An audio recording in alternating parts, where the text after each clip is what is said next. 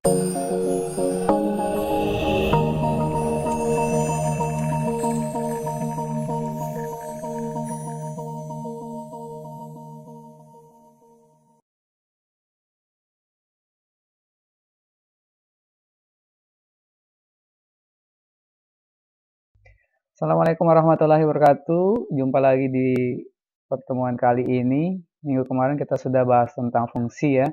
Jadi minggu ini kita akan bahas tentang limit fungsi. Nah, seperti biasanya kita akan lihat dulu sih apa sih motivasi atau latar belakang dari fungsi itu sendiri ya. Jadi kenapa sih ada definisi, kenapa sih harus ada pembelajaran atau konsep tentang limit fungsi.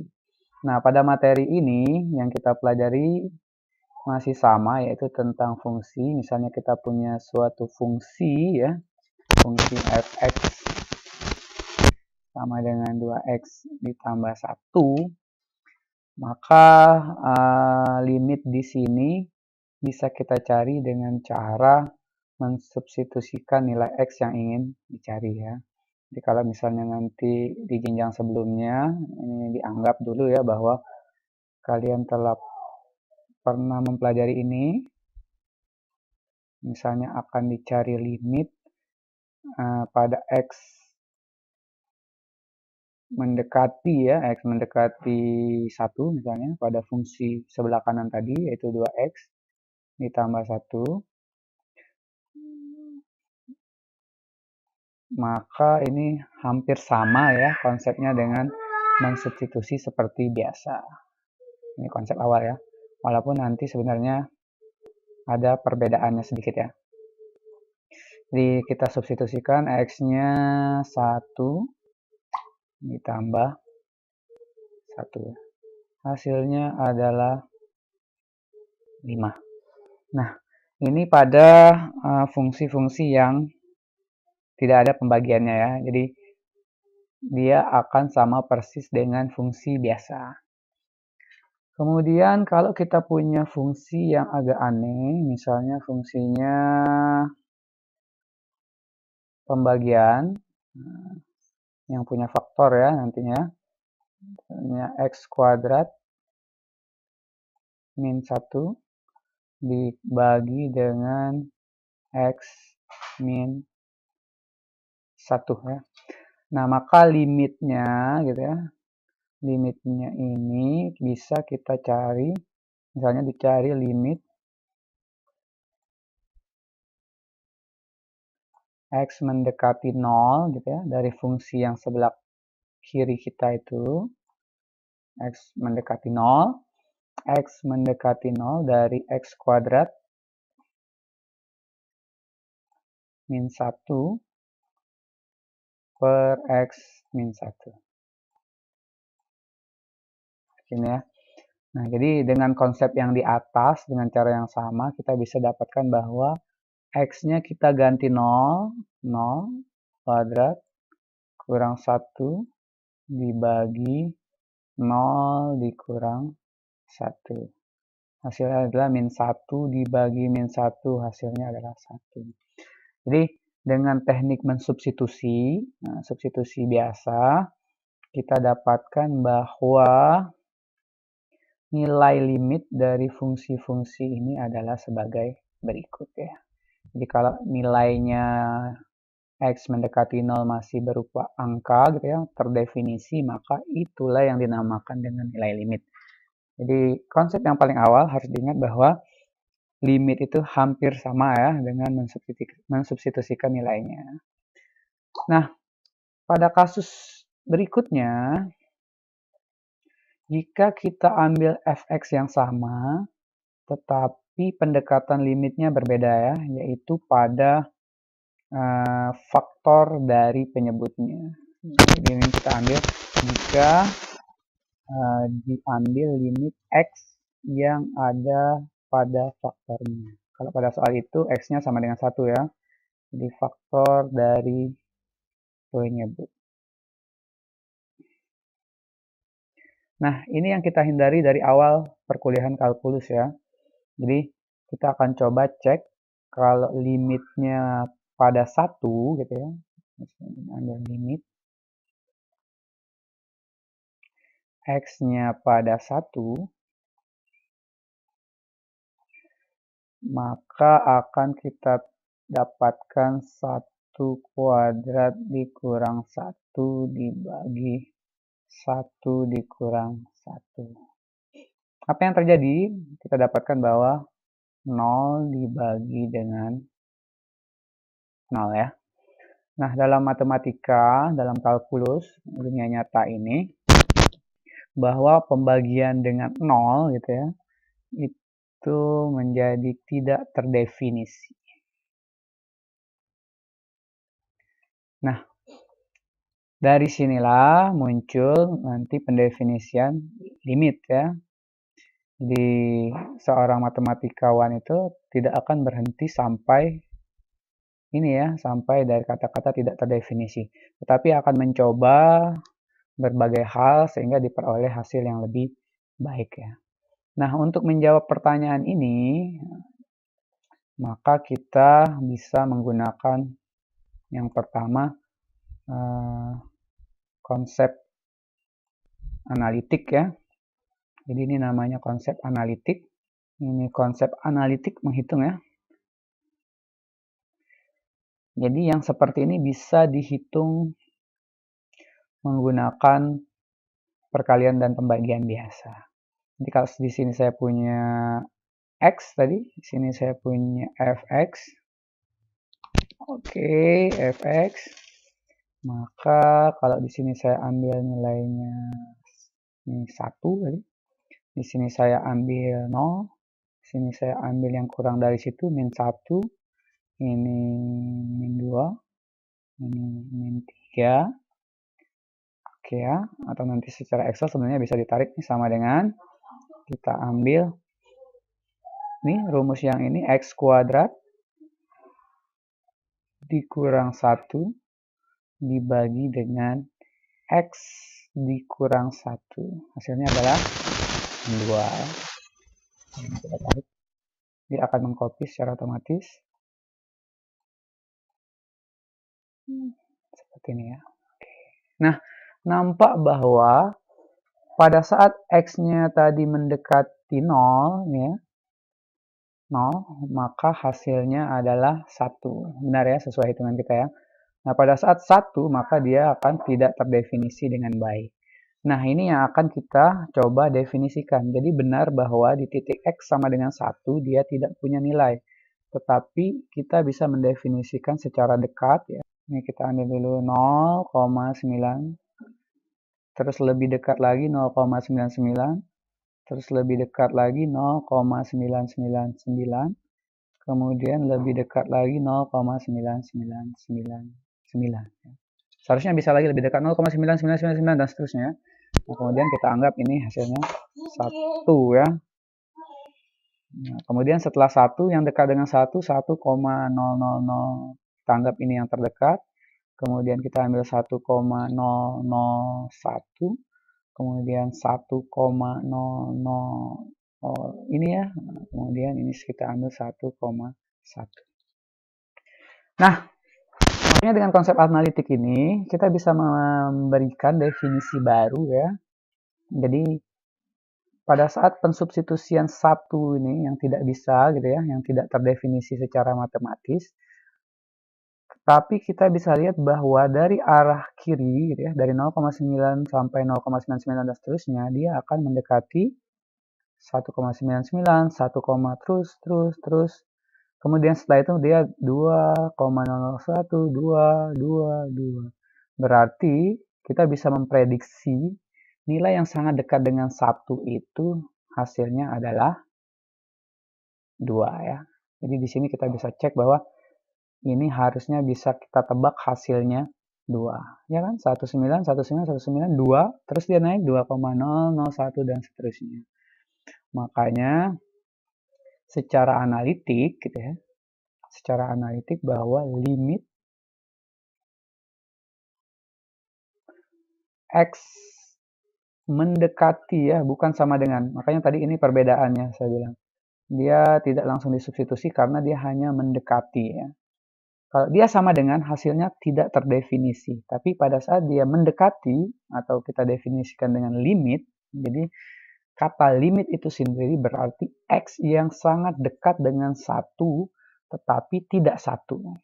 Karena apapun yang terjadi tidak bisa kita mendefinisikan di titik satu, hasilnya tidak terdefinisi. Tapi pada saat sangat dekat, diambil 0,9999 atau 1,000000, nah, sampai kita bingung ya mendefinisikannya, maka nilainya akan mendekati, limit X mendekati 1, maka nilainya akan mendekati X kuadrat min 1, kita tulis lagi ya soalnya, per X min 1, maka secara analitik hasilnya adalah 2. Harus diingat bahwa hasilnya adalah 2.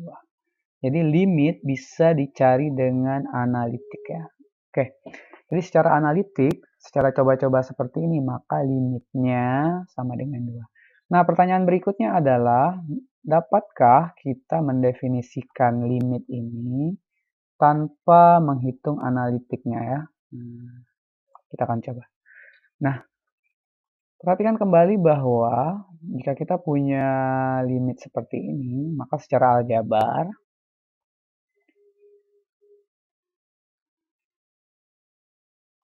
limit X mendekati 1, ya. Ini saya garis dulu biar tidak banyak ya. Sampai sini. Oke.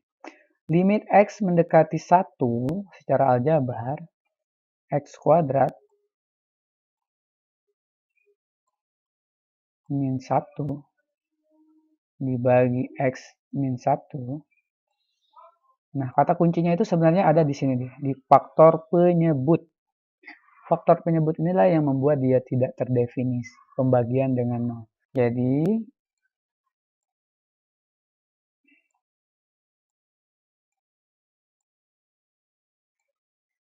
limit X mendekati 1, maka faktor ini yang harus kita hilangkan. Yaitu faktornya adalah X min 1 di penyebut. Ingat, karena ini harus dihilangkan, kemungkinan di atas juga mengandung faktor yang sama. Ini kata kuncinya. Kita harus membuang penyebutnya, ya, harus mengeliminasikan, membagikan. Nah, dengan teknik pemfaktoran, maka ini diperoleh X min 1, X plus 1. Nah, sampai di sini kita sudah punya bahwa faktor yang sama, sehingga kita dapatkan hasilnya adalah limit X mendekati 1, mendekati ya, ini definisi dari limit sendiri, tinggallah X ditambah 1. Nah, kalau sudah keadaannya seperti ini, maka ini ada hubungannya tadi ke sini ya. Nah, kalau dia tidak lagi mempunyai faktor-faktor pecah gitu ya, maka hasilnya tinggal disubstitusikan. Walaupun tadi limit bukan berarti mensubstitusikan langsung, tetapi yang mendekati nilai itu. Maka hasilnya tinggal 1 ditambah 1. Hasilnya adalah 2. Oke. Nah, perhatikan bahwa nilainya sama ya. Jadi dengan teknik analitik berarti Anda harus hitung titik per titik. Analitik ini identik dengan hitungan dan grafik ya. Nanti di kuliah selanjutnya juga ada namanya matematika komputasi, isinya numerik ya. Analisis numerik menggunakan komputasi. Nah, dengan aljabar tanpa harus menghitung secara manual, kita bisa menghitung nilai limitnya 2 juga dengan cara menghilangkan faktor pembuat nolnya ya. Nah, ya, jadi kuncinya di teknik aljabar ini yang harus kalian kuasai adalah teknik faktorisasinya.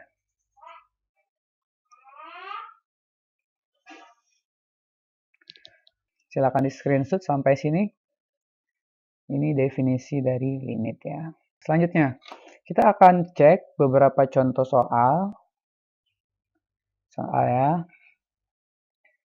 Yang pertama adalah kita akan cari limit dari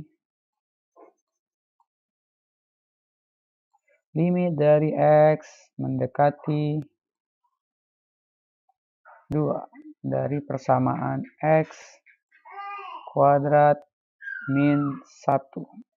Karena dia hanya fungsi biasa gitu ya, tidak ada faktor pembaginya, maka tinggal disubstitusikan langsung. 2 kuadrat dikurang 1. Hasilnya adalah 3. Kemudian misalnya limit X mendekati 0 dari X kuadrat min 5X plus 6 dibagi 6 ya, X min 2. Hasilnya adalah kita cek bahwa 0 bukanlah faktor dari X min 2. Ingat ya bahwa faktor dari X min 2 yang membuat dia 0 per 0 gitu ya, membuat dari pembagian 0 adalah X sama dengan 2. Karena 2 dikurang 2 hasilnya 0 ya. Nah ini tidak sama dengan, saya katakan tuliskan ini tidak sama dengan. Jadi tidak masalah. Jadi kita tinggal mensubstitusikan juga 0 kuadrat dikurang 5 kali 0. Saya suka pakai 0 ya, karena gampang menghitung. Dibagi 0 min 2. Hasilnya adalah 6 dibagi min 2 ya, min 3 ya. Jadi limitnya seperti itu. Kemudian dengan soal yang sama, tetapi ternyata limit X-nya mendekati faktor dari penyebutnya ya. Faktor penyebutnya misalnya kita ambil ya 2 itu sendiri. Jelas bahwa X kuadrat min 5X ditambah 6 dibagi dengan X min 2. Jadi cara yang pertama itu ya kita tinggal substitusikan aja langsung. Nanti hasil substitusi itu yang akan merujuk kita untuk melakukan perhitungan lebih lanjut atau tidak ya. 2 kuadrat 4 kurang 5 kali 2 10 ditambah 6 dibagi 2 kurang 2 0 ya. Hasilnya adalah 0 dibagi 0. Nah, ini dalam kalkulus kan tidak terdefinisi. Sehingga kita tidak boleh berhenti sampai di sini. Kita harus, cara yang tepat adalah memfaktorkan. Ini X mendekati 2. X sama ini, karena kita soal yang sama, berarti kita harus ingat bahwa faktor di bawahnya ini kan X min 2 ya.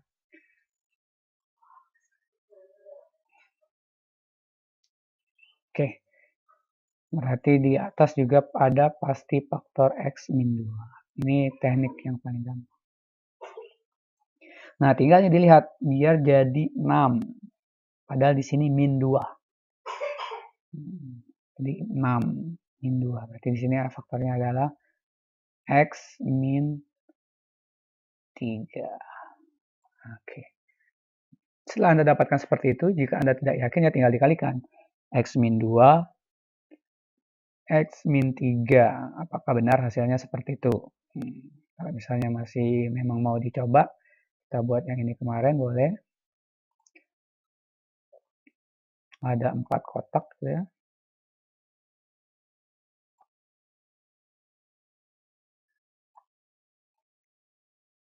Tinggal dikali bahwa di sini ada X min 2. Di sini ada X min 3. Hasilnya adalah luasnya di sini X kuadrat. Yang di sini min 3X. Yang di sini min 2. X. Yang di sini min 2, min 3 hasilnya. Nah, sama ya hasilnya. Jadi X kuadrat, min 2 tambah min 2, min 3, min 5 tambah 6. Jadi ini faktornya. Nah, setelah kita dapatkan ini dengan teknik pembaktaran, kita bisa tahu bahwa tujuan kita kan menghilangkan X min 2-nya. Sehingga hasil kita tinggal, jangan lupa ya, limitnya selalu ditulis. Kalau tidak ada kata limitnya, berarti itu substitusi langsung. Sedangkan kita dari awal hanya menghendaki limit, hampiran, pendekatan dari 2. Karena pada saat 2, titiknya benar-benar tidak terdefinisi. X min 3. Nah, substitusikan 2 ke situ, hasilnya adalah 2 dikurang 3 ya. Hasilnya adalah min 1. Oke. Jadi limit ini hasilnya adalah min 1. Ini soal yang pertama, yang kedua, yang ketiga. Nah, bagaimana nanti kalau keadaannya limitnya mendekati faktor yang di atasnya ya? Ini siapa tahu ada yang bertanya seperti itu. Jadi kalau limitnya pada atasnya. Contoh dengan soal yang sama, kita punya limit. Ini soal kita adalah X kuadrat min 5X ditambah 6. Jadi seperti yang saya katakan tadi bahwa teknik yang pertamanya ya tinggal substitusikan saja terlebih dahulu. Mendekati 3 ya faktor satunya. Ini X min 2.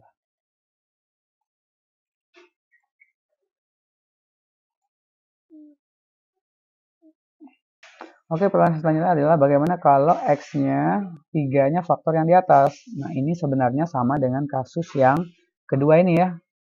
Jadi yang jadi masalah itu hanya penyebutnya gitu ya, limitnya mendekati penyebutnya. Kalau dia mau di atas, mau ada hubungannya dengan faktornya atau tidak, maka ya kerjakan seperti biasa, tinggal kita substitusikan langsung. Limit X mendekati 3, kita ganti aja nilainya, 3 kuadrat 9, 5 kali 3, 15, ditambah 6, dibagi dengan 3 dikurang 2, 1. Hasilnya adalah 0 dibagi 1. Jadi hasilnya adalah 0. Oke, jadi perlu diingat bahwa nilainya bisa saja 0, bisa saja berupa angka. Yang tidak diperbolehkan adalah kalau ada pembagian dengan 0. Jadi limit itu harus difaktorkan atau dengan teknik yang lain nanti ya. Jika dia bentuk akhir substitusinya 0 per 0, jadi tidak akan pernah ini hasilnya 0 per 0, harus kita cari lagi. Atau sesuatu per 0. Tapi kalau sebaliknya 0 per sesuatu gitu ya, itu sudah merupakan nilai limit ya. Oke, ini contohnya. Silakan di screenshot. Kita coba lagi contoh yang lain. Misalnya, nah ini kalau di jenjang sebelumnya namanya teknik L-Hospital ya, dalil L-Hospital ya. Jadi teknik cepat gitu ya. Jadi kalau kita punya soal yang sama tadi misalnya limit X mendekati 2 dari yang tadi kita punya X kuadrat min 5 X tambah 6 pada X min 2. Ini yang krusial kan. Nah, jadi pada saat kita dapatkan dia 0 per 0, maka kita bisa menggunakan L-Hospital ini, teknik cepatnya. Yaitu menggunakan konsep turunan. Walaupun turunan masih ada di materi berikutnya ya. Cuma saya mungkin beberapa dari mahasiswa masih ingat di mata kuliah di jenjang sebelumnya ya. Maka turunannya ini menjadi 2x ditambah 2x. Maka turunannya menjadi 2x dikurang 5 dibagi dengan 1. Sehingga hasilnya adalah 2 dikali 2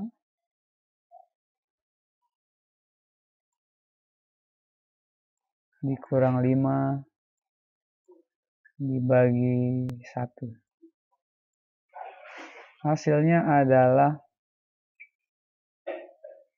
4 kurang 5, 1 ya. Sama ya dengan yang tadi ya. Oke. Nah, ini namanya rumus cepat atau dalil L'Hopital ya. L'Hopital.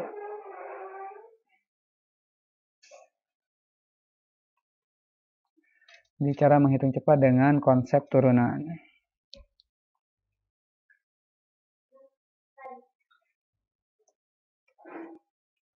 Nah, nanti akan dijelaskan lagi di konsep turunannya.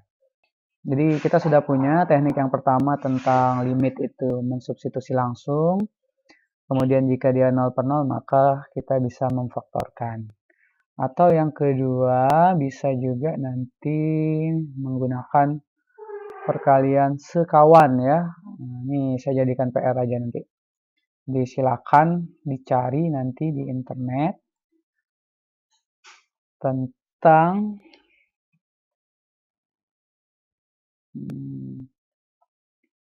pencarian nilai limit dengan perkalian sekawannya. Yang pasti contoh soalnya seperti ini, dia dikalikan dengan sekawannya ya. Limit ini ada misalnya x min 1. Di sini saya buatkan dibagi dengan akar x min 1. X-nya saya ambil yang bermasalah dengan 0 per 0-nya, yaitu mendekati 1. Nah, ini bisa menggunakan pemfaktoran yang tadi. Kalau kalian bisa memfaktorkannya, bisa juga menggunakan teknik sekawan, yaitu sekawan dari akar min 1. Jadi sebagai bocorannya bahwa nanti ini x min 1 per akar x min 1. Nah, sekawannya adalah kebalikannya yang mengandung akar tetapi plus 1.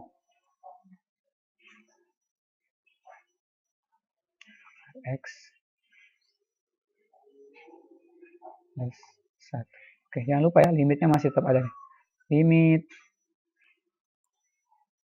X mendekati 1. Nah, dari sini nanti kita akan menghilangkan akarnya, kemudian kalian bisa memfaktorkannya seperti biasa. Jadi kita sudah punya dua teknik ya. Jadi teknik yang pertama tentang yaitu substitusi langsung, walaupun itu sebenarnya bukan menyatakan langsung ya, tapi hanya mendekati. Yang kedua yaitu menggunakan teknik faktorisasi jika penyebutnya 0 ya. Atau boleh juga nanti menggunakan dalil L'Hopital. Atau nih yang saya tugaskan yang terakhir nanti dicoba ya, dicarikan tentang teknik perkalian sekawan. Oke, yang penting yang ada di video ini Anda pahami terlebih dahulu ya. Untuk soal-soalnya nanti akan saya berikan di Classroom, kita bisa tanya jawab di situ atau di WA. Jika memang ada yang tidak jelas di video ini, silakan ditonton berulang kali. Jika belum paham juga silakan di screenshot, nanti ditanyakan, kita diskusikan di jam perkuliahan. Demikianlah kuliah kali ini saya akhiri. Assalamualaikum warahmatullahi wabarakatuh.